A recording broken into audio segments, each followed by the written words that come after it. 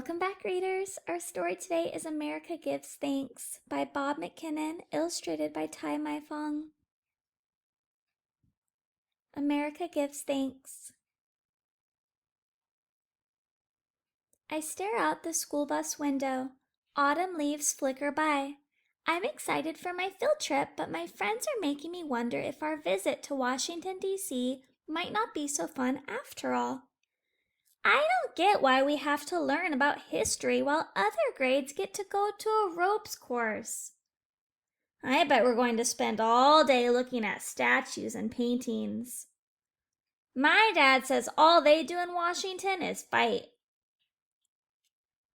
Why is everyone complaining? I whisper to my teacher, Mr. Downs. He says that people complain for all kinds of reasons. Sometimes they're annoyed. Sometimes they don't think they're being treated fairly. Sometimes they just need to be heard. So, complaining isn't all bad. It isn't? It can be the first step to getting help or changing things we don't like, Mr. Downs replies. In fact, it can lead to people feeling grateful because someone else spoke up. People have been coming to Washington, D.C. for hundreds of years to complain. So, America, perk up your ears. If you listen really, really closely during our trip, maybe you'll hear how someone's complaint from years ago has led to something you feel thankful for today. I stare out the window again. The leaves blur like the words Mr. Downs just said. Our first step is the Supreme Court of the United States. We sit in a red regal room where justices often sit tall, listening to arguments about rights and wrongs. Ruth Bader Ginsburg, also known as RBG, argued here for equal rights. I sneak over to her portrait downstairs and listen very closely, just like Mr. Downs told me to, and I don't hear a thing. But as I walk away, I swear I hear a whisper. You can disagree without being disagreeable. Is RBG winking at me?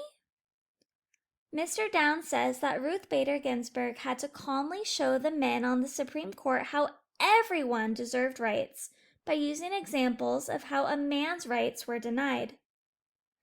When I argue with my brother, I just yell, but maybe there's a better way to show him that sometimes we both want the same thing.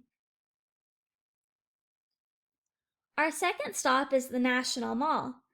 Finally, we get to do something fun! But when we arrive, we realize it's not that kind of mall. We approach the largest pool I've ever seen. It reflects the leaves and trees and figures of people passing by. Mr. Downs tells us that Marian Anderson, one of the greatest singers of her time. Some would say she was as big as Taylor Swift and Beyoncé are today. He says that Marian wasn't allowed to sing at several places around the country, including Constitution Hall in Washington, D.C., because of the color of her skin. But when people complained, she was invited to perform at the Lincoln Memorial as 75,000 people watched live and millions more listened at home. She sang a song called America, whose lyrics tell us to let freedom ring, he says. What does that mean? I ask. Bending down, he taps the water lightly with a single finger. It's like the rippling water. A single action can cause freedom to spread from one person or place to the next, until one day it may blanket the whole world. Music swells in the trees as Marian looks me straight in the eyes and says, "To thee we sing." What ripples will I make? Our third stop is the Lincoln Memorial. This is where people often come to complain together, something Mr. Downs calls protests. I imagine President Lincoln perched in his large chair, year after year, watching thousands and thousands gather to peacefully protest. As people bustle to take their picture with him, I stand beside my friend Andy. I'm positive I see President Lincoln's marble mouth move, reminding me that we should always stand with anybody who stands right.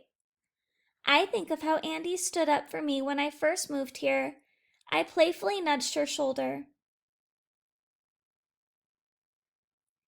We walk and walk as our legs grow tired and our stomachs begin to grumble.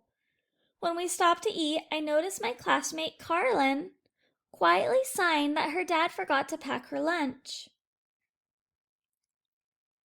A man sitting nearby with his dog speaks to me. It's President Franklin Delano Roosevelt. His speech is soft, his message is loud and clear.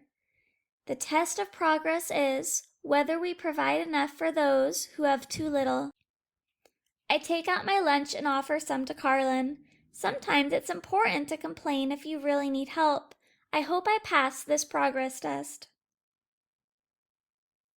Our grumbling gone, we step into the bus to travel to our final stop, the U.S. Capitol. Its dome glistens.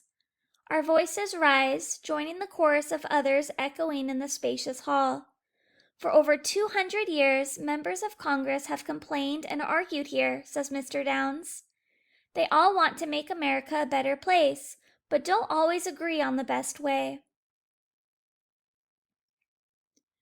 This was the desk of Senator Claiborne Pell, says Mr. Downs. Senator Pell argued that college was too expensive. Ultimately, he helped pass a law that made college possible for people like me. My heart fills with gratitude. Without Senator Pell raising that complaint, Mr. Downs wouldn't be my teacher. As we board the bus for the last time to go home, I look out the window. The fluttering leaves now shine in the sunset. Mr. Downs turns to me. So, America, did you hear anything new today? I think about Ruth Bader Ginsburg, Abraham Lincoln, Marian Anderson, Franklin Delano Roosevelt, Claiborne Pell. I heard a lot of complaints, but I discovered that if you complain respectfully, it can ring like a song, bring us together, help us see others in need, and make real change. That is something we can all be so thankful for. As I turn back to the window, I whisper, thank you to everyone whose complaints have made this an amazing country for kids like me. A moment of silence passes as my eyes close, only to be startled awake when a chorus responds, "You are welcome, America." Author's note: this story was the result of a field trip I took to Washington, D.C., not as a child, but as a disillusioned adult. You see, previously my oldest daughter had shared with me a paper she wrote for school. And reflecting on all the fighting she had seen within our country and in our government over the last year, she wrote, "I realize the world isn't all butterflies and rainbows anymore." Her words both stung and inspired me. This book serves as a reminder that, in spite of all our challenges and differences, our history is filled with stories of people who have voiced complaints in order to bend the moral arc toward justice and form a more perfect union. As I walked the route that the children follow in this book, I was taken by how many people were also walking from memorial to memorial. I sat on the steps of the Capitol as children looked up at its dome in awe and wonder. I experienced reverent silence among the throngs at the Lincoln Memorial. Like me, people paused to read every word engraved in the Jefferson and Martin Luther King Jr. memorials, perhaps hearing the ideals of equality ringing through the centuries. I witnessed a rich diversity of people, including many children and teachers on class field trips, who made the same pilgrimage to a place marked not just by conflict, but also by resolution. Like in America's Dreaming, we never see our title character in these pages. America represents the part of each of us who is frustrated by the complaints or disagreements all around us, but remains hopeful that some good may yet come from them. That is the end of our story today. Thank you for being here with me. I hope you enjoyed it. I will see you next time. Goodbye.